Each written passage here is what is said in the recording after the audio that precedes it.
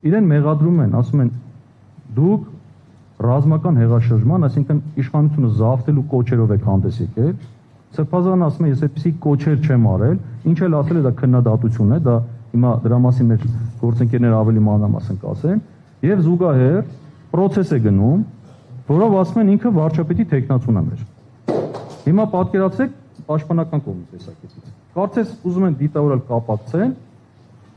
որ հիմնավորեն այս կոչերի տրամաբանական կապը։ Ավելին ասեմ, երբ որ ձեր այդ հարցազրույցի ժամանակ հենց այդ օրը եկեղեցու բակում, երբ որ մեկը հարցեց դուք այսպեսի բան եք ասել, Սրբազանը նույնիսկ այդտեղ փորկած, ասեց այո, ասել եմ, լավ եմ արել, էլի եմ ասում, այդ հատվածը բերել են իրենք դատարան եւ փորձում են ապացուցել, որ ինքը կրկին նույն հանցագործությունը կատարել է որպես կալանքի միջնորդության հիմնավորում։ Իհարկե ակնհայտ ապօրինի եւ ակնհայտ անհիմն մեղադրանք է, ընդհանրապես հանցագործության հետ կապ չունի։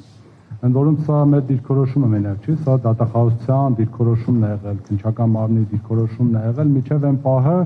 երբ վարչապետը սկսել է թիրախավորել Միքայել Սրբազանին։ Ինչ եմ ասում միջև այդ պահը, որովհետև այդ ժամանակագրությունը շատ հստակ է։ Իրենք ինչ են ասում, դատախազությունը ասում է իբր թե 2025 թվականի հունիսի 21-ի այդ հայտարարություններ եւս հանդիսացել է սրա համար հիմք, բայց ուրեմն հունիսի 4-ին իրենք այս process-ը արդեն սկսել են, դատախազությունը իր նախաձեռնությամբ այդ հրապարակումը ուղարկել է ոստիկանությունը իբր թե հաղորդում է պատրաստել, ուղարկել քննչականը բարույթը նախաձեռնել է։ Երբ որ հետ են գնում թե հունիսի 4-ին ինչ հետաքրքրություն իր մեջ, տեսնում ենք, որ հունիսի 3-4 վարչապետը իր էջում ուղիղ թիրախավորում էր Միքայել Սրբազանին։ Այսինքն, եթե ընդհանրապես հոգևորականության հետ էր կապված ամեն ինչը, այդ օրերին ուղիղ Միքայել Սրբազանի հետ էր կապված։ Եվ ինչպես գիտեք, մեր իրավապահները ասենց արդեն իսկ վատ սովորություն ունեն, տեսնում են ինչա ցանկանում վարչապետը, իրենք միանգամից այդ բոլոր ցանկությունները փորձում են իրականություն դարձնել,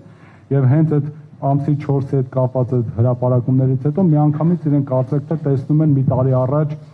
24 թվականի հարցազրույցը Միքայել Սրբազանի եւ դա վերցնում են, փորձում են շրջանառել։